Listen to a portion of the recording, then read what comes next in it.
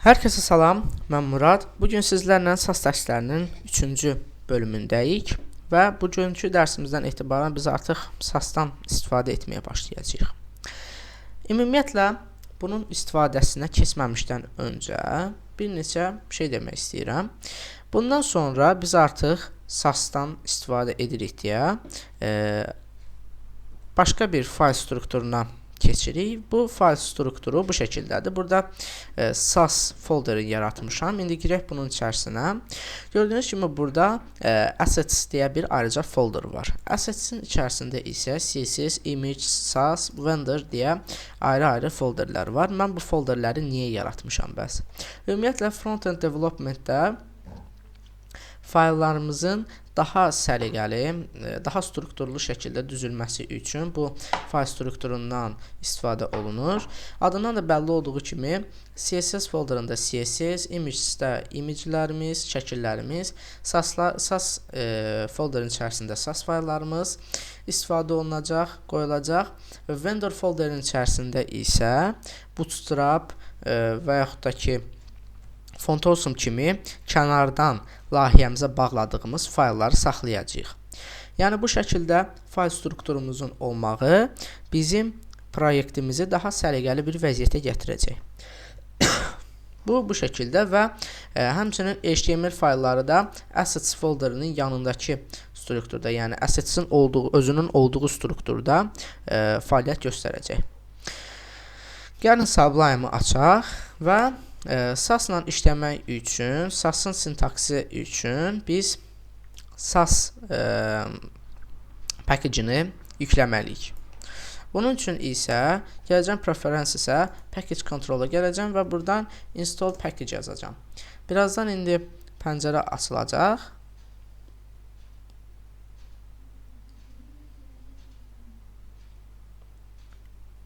Ümumiyyətlə, biz install package yazdıq. Bunun da işləmə prinsipi ümumiyyətlə Git-lə işləyir bu. Biz buna install package yazdığımız zaman səhv etmirəmsə, yəni elə bilirəm mən. Bu sorğu göndərir GitHub-a və GitHub-da, Git-də ümumiyyətlə Sublime Text üçün inkişaf etdirilmiş, yaradılmış paketlər var. Həmin paketləri sizin qarşınıza çıxardır. Yəni bu şəkildə işləyir. Git-in burada yəni istifadəsini görə bilərsiniz. Açılan kimi burada SAS yazıram və SAS-ı yükləyirəm. Hal-hazırda mən SAS-ı yükləmişəm deyənə, burada onun adı çıxmır məndə. Sadəcə olaraq siz adı sadəcə olaraq SAS olan papkanı yükləyirsiniz. SAS olan bəndi seçərsiniz və bu şəkildə artıq SAS-ın yazıları da sizin Sublime-ınızda daha rəngli hala gəlmiş olacaq. Yəni bu şəkildə bundan istifadə edə bilərsiniz. Mən hazırda yüklədiyim üçün bu göstərmiş. Bunu da üzrlü hesab edin. Deməli, biz keçən dərsimizdə nə demişdik? SAS-dan istifadə etmək üçün biz Koala proqramından videoset boyunca istifadə edəcəyik.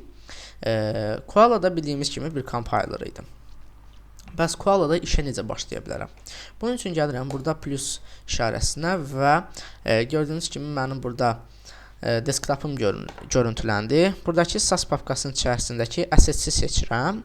Sadəcə olaraq assets-i seçirəm. SAS-ı seçmirəm. Assets-i seçdikdən sonra OK-yə vururam və artıq burada mənim SAS fayllarımı göstərir. Mənim indi sadəcə olaraq SAS fayllarım olmadığı üçün sadəcə SAS yox, CSS, gələcəkdə JavaScript-də keçəcəyik. O faylları da göstərəcək. Sadəcə olaraq indi mənim SAS faylım olmadığı üçün bu heç bir şey göstərmir. Gəlin bir SAS faylı da yaradaq. Bunun üçün gəlirəm Assets-ə. Assets-in içərisində SAS-a gəlirəm və SAS folderin içərisində bir fayl yaradıram. Adı da olsun style.scss. SCSS-dəki SAS fayllarının uzantısıdır. Bunu yazdıqdan sonra artıq gəlsəm əgər, refresh versəm, gördüyünüz kimi bu fayl burada görsəndi. Burada görsəndi. Gəlin bir dənə də index faylı yaradaq. Adı da olsun index.html. Bircə dəqiqə. Burada ştrix var. Bunu da open in browser eləyək. Bəli. HTML kodlarımı yazıram. Ops, niyə belə oldu? Bunu HTML-ə çevirim mən. Bəli.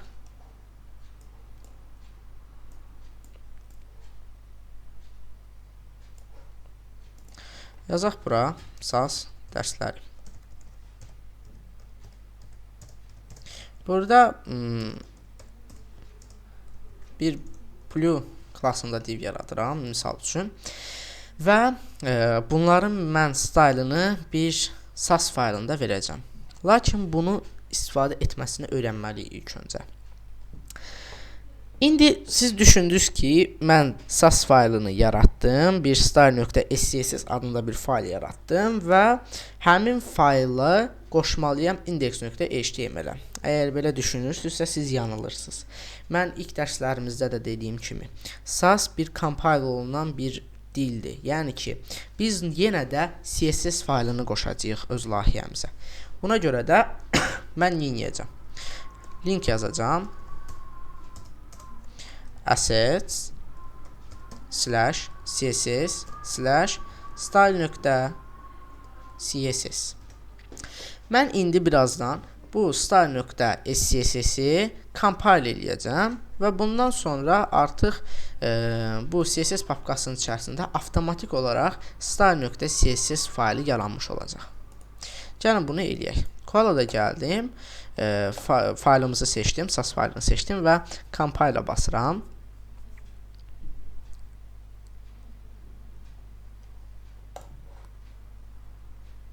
Ümumiyyətlə Koala errorla işləyən bir şeydir.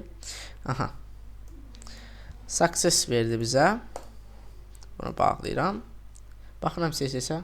Gördüyünüz kimi style.css artıq yarandı. Deməli mən yeniyəcəm. Style.sas-ın CSS-in içərisində mən öz fayllarımı, öz kodlarımı yazacağam.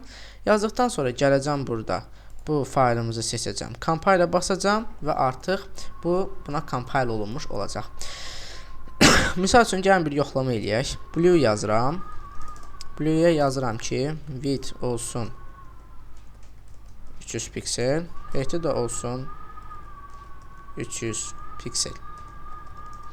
Background'una da blue verirəm.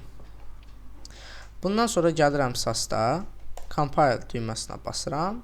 Success verdi bizə. Gəlirəm bura. Gördüyünüz kimi bu burada işlədi. Bu necə işlədi? Mən buna compile bastığım zaman style CSS-də bizim yazdığımız bu kod gəlmiş oldu. Gördüyünüz şəkildə. Bu buna compile olundu. İndi compile'ın style'ları barədə danışmaq istərdim biraz. Yəni gördük ki, bunu style SCSS-də yazdıq. Compile düyməsini sıxdıq. Misal üçün də red edirəm. Gördüyünüz kimi bu avtomatik olaraq buna compile olundu. Çünki biz burada autocompile deyə bir seçenek var. Bunu aktivləşdirmişik. Bunu yığışdırsaz bu avtomatik olaraq compile olmayacaq. Autocompile'i seçirəm. Gördüyünüz kimi red olaraq avtomatik olaraq compile olundu. Görək işləyəcəkmi? Bəli, işlədi.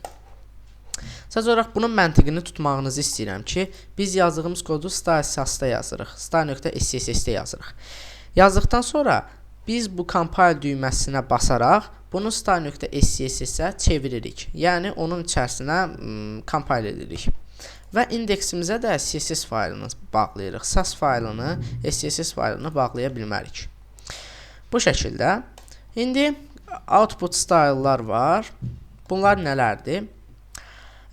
Misal üçün siz əminəm ki, sıxca görmüsünüz bəlkə də bir CSS faylıdır və bu CSS faylında bütün hər şey yan-bayan düzülüb, alt-alta yazılmayıb. Yəni burada bizim yazdığımız kimi alt-alta yazılmayıb. Bu necə olur? Bunun üçün output style'ı compressed eləyirəm və compile basıram.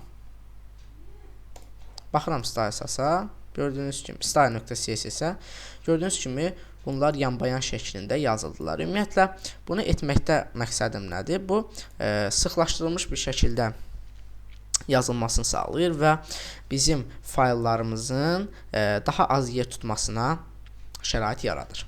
Bununla siz daha qısa şəkildə bunları yaza bilərsiniz.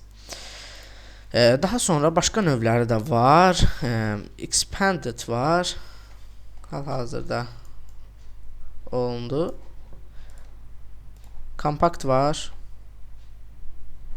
Və compressed də hal-hazırda göstərdim. Bir də nested var. Nesteddəki bu niyə olmadı? Hə, oldu.